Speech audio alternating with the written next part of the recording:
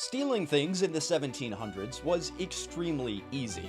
There's no cameras, there's no detective agency that's gonna come find you, and people were aware of this. Sometimes when we're looking at coins from the 1700s, we can see little stamps in the coin that were marked after the coin was minted. This one in particular is a man's initials, and someone would have marked this coin to signify that it belonged to them. If someone holds this coin and their initials are not on it, it probably means that they took it, right? There's evidence of countermarks on coinage dating back to Roman times. Whether it's a government revaluing a currency, stamping another nation's currency as their own, or just someone marking a coin with a personal effect. Countermarking is fascinating and has so many different little rabbit holes to go down. So let's look at a couple reasons why countermarks exist, a couple examples from real coins, and lay down some historical context as to why people would mark a coin. Before we continue this video, over 90% of the people who watch my videos are not subscribed. So if you're enjoying the content and you haven't already subscribed, make sure to click the button below. That way you get notified when a new video goes up. Don't forget to leave a comment and a like below, and let's get into countermarks.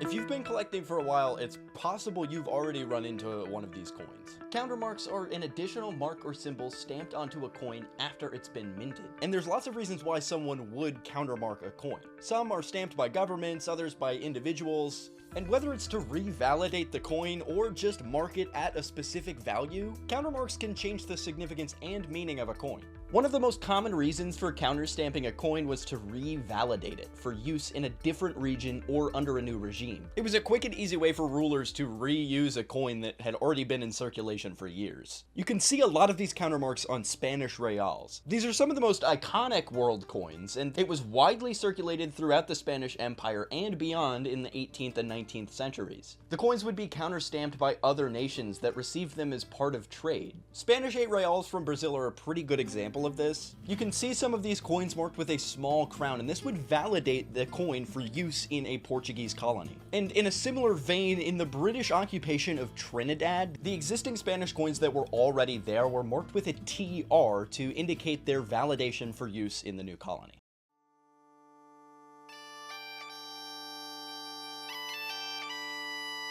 Now let's say you were rebelling against a controlling power. You still need to use their coins, but you don't want to support them. We've found examples of British coins from Ireland that are marked with the Irish harp or the IRA logo.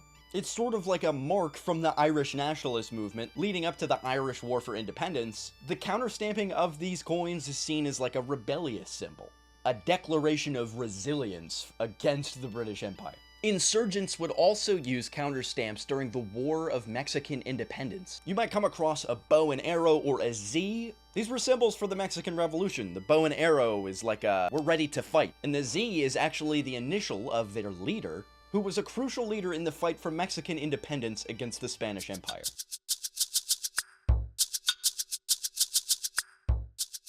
In areas where multiple foreign currencies are circulated, local governments or merchants often counterstamped foreign coins to allow them to be used locally. This was a less aggressive use of countermarks, but it was absolutely necessary for trade during the 17th and 18th century. For example, in the Philippines under Spanish rule, Chinese coins known as chopmarked dollars were often counterstamped by merchants to certify their authenticity and acceptance in trade. The chop marks are usually small Chinese characters, and they were used to validate the silver content of a coin before it was traded. But since Spanish coins were being kind of traded globally during this period in a massive scale, we even see instances of trade countermarks on Spanish dollars in India under British rule. And you'll just notice a small mark on these coins, and this would validate the coin for use in the markets of the area. But it isn't just trade, and it's not just defiance. People counterstamp coins just for fun. You can sometimes find counterstamps from private individuals or businesses for like personal reasons. This might include markings for a business logo, a personal symbol, or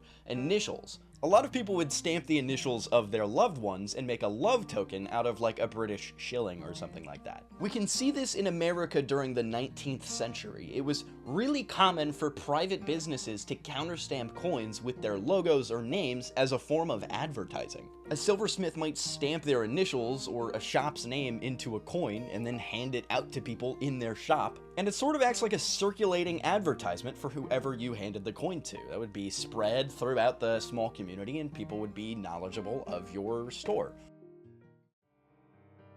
Counterstamps would also be used when the face value of a coin no longer represented the value of the metal that was inside it. Germany did this right after World War I. Inflation was super high, so they marked some of their coins, indicating their new value. Inflation is a really big part of counterstamps. It costs money to restamp coin. Counterstamps were also very useful in times of financial crisis. It's a quick and effective way to ensure that there's enough currency circulating without having to mint new coins. During the Napoleonic Wars in the early 19th century, Britain was faced with a severe shortage of small denominational coins. As a temporary solution, they would use Spanish milled dollars and stamp them with a small oval that contained King George III.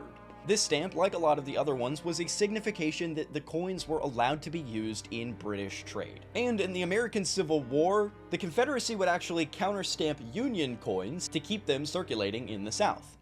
For me, counterstamped coinage adds an extra layer of humanity to each of these coins. A coin is already like a reflection of the general human condition at that time, and for us to be able to see individuals put their mark on these coins, and then for those to still be in decent condition today, it just kind of makes me really happy, and makes me want to collect counterstamped coins a lot more.